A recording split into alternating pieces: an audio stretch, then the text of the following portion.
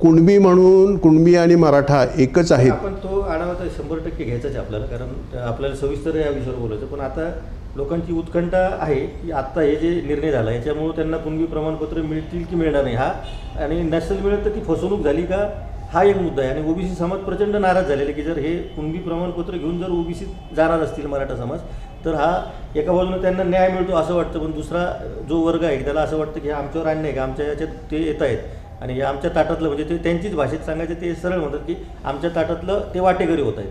तर याच्या संदर्भामध्ये फार उत्सुकता आहे. आपल्याला सगळ्याच प्रश्नाची उत्तरं घ्यायची, पण मला आधी वाटतं की याच्यावर आपण बोलून मग पुढच्या टप्प्याकडे जाऊ. आपण तसं करूयात.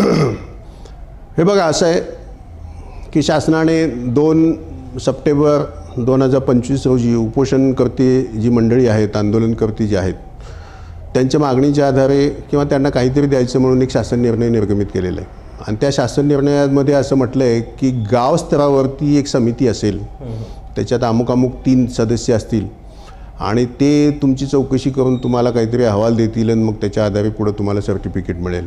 हा एक बाब. आणि दुसरा असा, प्रस्तावनेमध्ये, त्या शासन निर्णयाच्या प्रस्तावनेमध्ये, शासन निर्णयामध्ये नाही पण प्रस्तावनेमध्ये असं म्हटलं आहे की हैदराबाद गॅझेटर जे आहेत तर त्याचासुद्धा यूज केला जाईल, त्याचा वापर केला जाईल, यूज केला जाईल, त्याचा संदर्भ घेता येईल आणि त्याच्या अनुषंगाने काही निर्णय पण घेता येतील. पण मला असं म्हणायचं आहे की खरोखर शासनाने या शासन निर्णयाच्या आधारे मराठा समाजाला नवीन काही दिलं आहे का?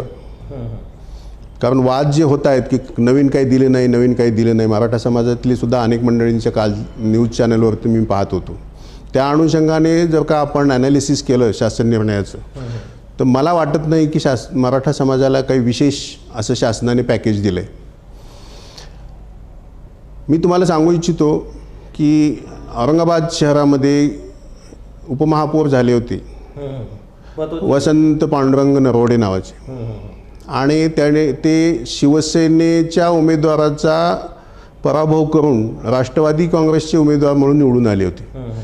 त्यामुळे इथे त्यांच्या निवडणुकीला आव्हान दिलं गेलं की बाबा यांनी सर्टिफिकेट कुणबी नावाचं काढलं आहे, पण हे मूळतः मराठा आहेत. आणि ती त्यांच्या वॉर्डातलीच मंडळी होती, शिवसेनेचे कार्यकर्ते होते.